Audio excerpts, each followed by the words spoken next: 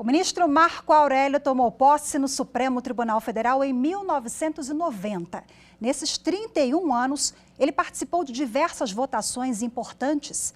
Foi presidente da Corte e assumiu a presidência da República interinamente por 5 vezes.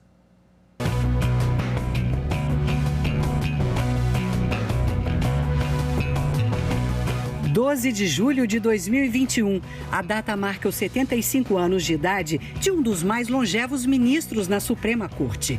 É um momento de mudança na vida de Marco Aurélio. O ministro está deixando o STF, não por vontade própria, mas porque 75 anos é o limite da chamada aposentadoria compulsória. E aí a gente para pensar.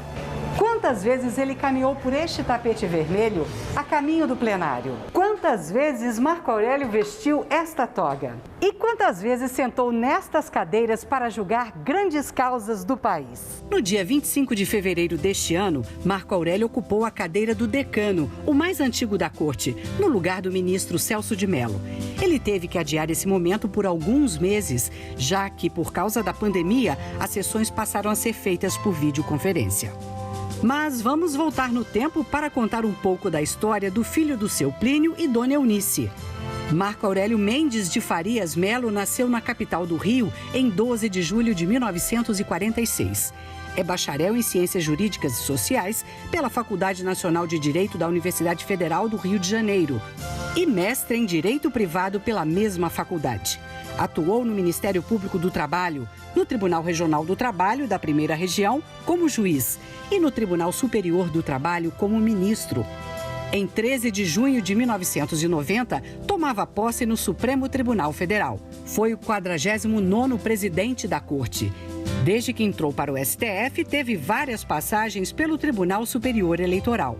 Como presidente do TSE, na implantação da urna eletrônica, foi um marechal de campo, como gosta de dizer daquela época em que muita gente não acreditava na novidade. O ministro já proferiu tantos votos que fica difícil escolher os mais importantes.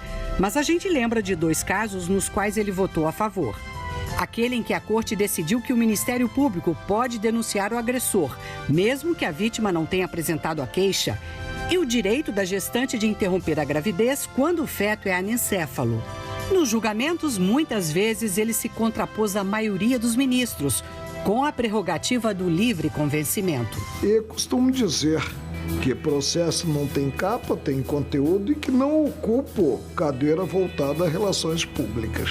Aliás, um dos livros publicados pelo ministro tem o sugestivo título Vencedor e Vencido, uma seleção de notas e pronunciamentos no Supremo.